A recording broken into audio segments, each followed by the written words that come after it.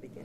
The organization known as the League of Women Voters was founded in 1920 in Washington, D.C. 17 years later, a chapter opened up here in Fair Lawn, and tonight, 3 members of the current League of Women Voters in Fair Lawn are going to speak to us about the history of the League and a little about what it does.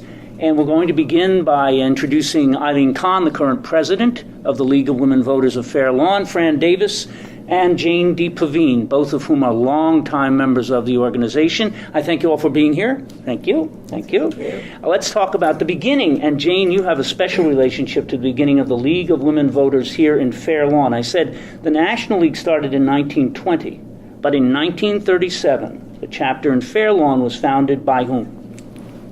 Catherine Lewis Lyle was the founder of the Fair Lawn League.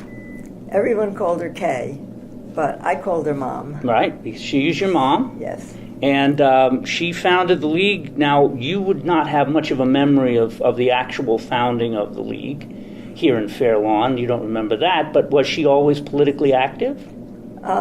She was very politically active later, but she was not politically active before she founded the Do you have League. any idea what motivated her to begin a chapter here in Fair Lawn? Yes, I do. She wrote to the State League asking how to be a more intelligent voter. Because she asked the people that registered her to vote, and they had no information. A lot of people may know, but may forget the exact timeline, that women only got the vote in this country in 1920, 6 months after the League, the National League of Women Voters, was founded. Mm-hmm. So your mom, at that point, had the right to vote, and she actually wrote a letter asking how to be a more intelligent voter. That's right. Kind of what the League is about, or was about, yes, right? Absolutely. Informing people, making them better citizens through giving them information, right? And you still do that. Right. Okay.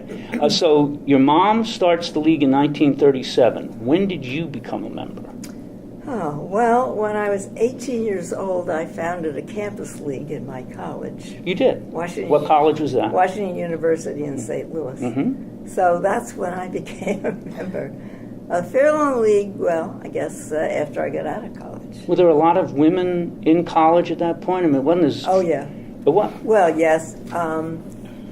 It was right after the war, and so they admitted a lot of women to college because the guys were all in the service. So you start a chapter at Washington University of the League of Women Voters. Yes. So why did you do that? What was your interest in the League? Well, of course, by then I knew all about the League. From your mom? From my mom. Mm-hmm. Went on all the time in our house.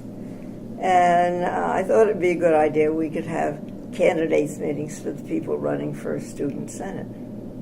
Was your dad supportive of your mom on this? Oh, yeah. He was? Yeah. Oh, yes. And Fran Davis, you are a long-time member of the League. When did you join? Let's put it this way, I'm a 50-year member. Close enough. And why did you join? What brought you to the League? I love the idea that it's a grassroots organization, meaning the League is built on 3 levels: local, state, and national. And though I'm in Fair Lawn, I had a voice in what the State League decided to study and in what the National League wanted to study. And that meant a great deal to me. We were partially independent from each group.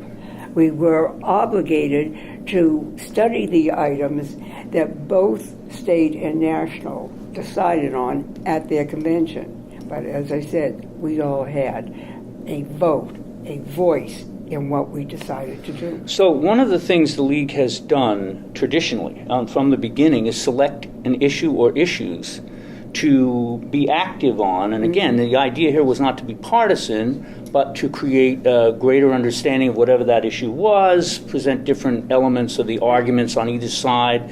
What are some of the issues that the League has dealt with over the years, nationally and locally? Well, I'd like to speak particularly about locally. Our League was quite forward-looking. We were very interested in government at the local level. Very early on, we studied the advantages of council-manager form of government. So that would just to stop for a second, because there are people who live in Fair Lawn don't know about our form of government, sadly, but the municipal government in Fair Lawn is a borough council, and we select a mayor from within the council, and there's a borough manager who actually administers the various services that the borough provides day to day, not the council itself. Go ahead. Yeah, that's correct. And before that, we had a mayor-council form of government.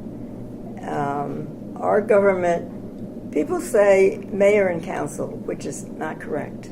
Mm-hmm. We have a mayor who's part of the council. But before that, they had a mayor and council. And the mayor actually was the chief executive of Fair Lawn. Yes, and he was elected separately. And the league actually did some form of active work on changing this? Yes, or? yes, Uh-huh. we did. We were one of the organizations, in fact, we were the lead organization in putting forth all the advantages of it, disadvantages of the system we had, which put the council people in charge of the departments. And they didn't have expertise in running government. Mm-hmm. So the league, and then there was another organization, committee in favor of council manager government.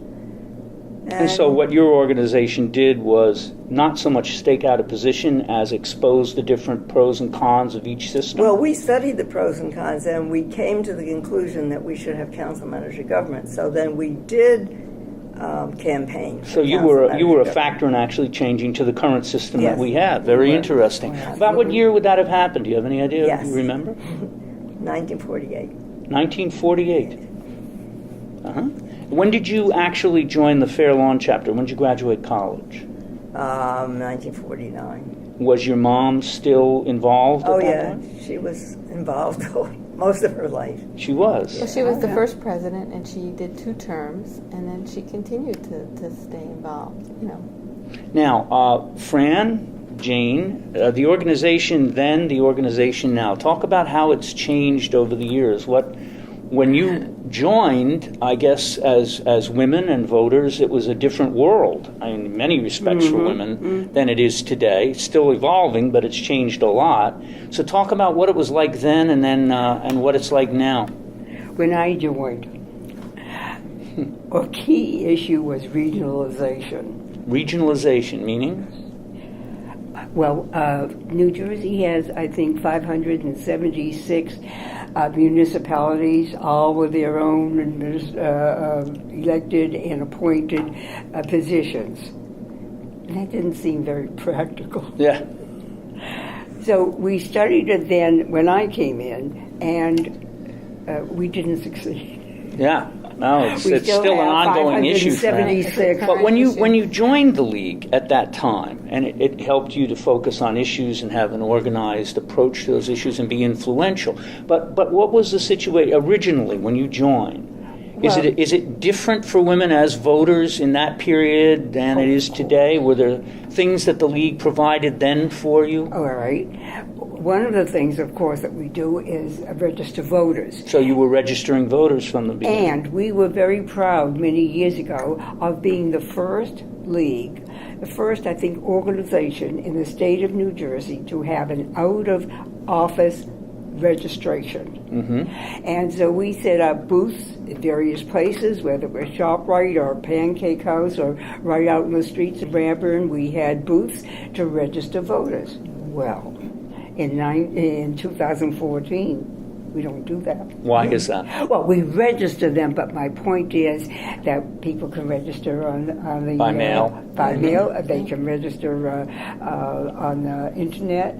So that was a vast difference. But Eileen, in some states, there's actually a rolling back of voter registration now, an making it active more attempt difficult. to limit voter registration in places, right? Right. Well, a couple things is the league has 3 different legs, of its mission. I mean, the fact that we are grassroots means that we are talking about making a difference nationwide. But at the local level, we're trying to educate our voters, register their voters, and get them to the polls. So I think we've accomplished the registration aspect in Fair Lawn because more than 80% of our residents that are 18 or year older are already registered. But the voter turnouts have been so poor that people need to be urged to go to the polls. We need to educate them and give them a reason to go to the polls, make them feel that their vote counts and that they understand what they're voting on. So those are two things that are still very important for us to continue to work on. If we have a voter registration drive, I feel the time is equally spent in saying, do you know what the ballot issues are? And explaining them to them. And one of the things that the State League does for us is they take every state ballot issue and they put down pros and cons. And so we can tell anyone what the pros and cons are. We never take a side, but we can... Oh, yeah, sorry. We do? We take a side on some... If it relates to our platforms, yeah. Right, to our issues. But if it doesn't, we want to just get the information out there. And there's a lot of information out there these days on a lot of topics. So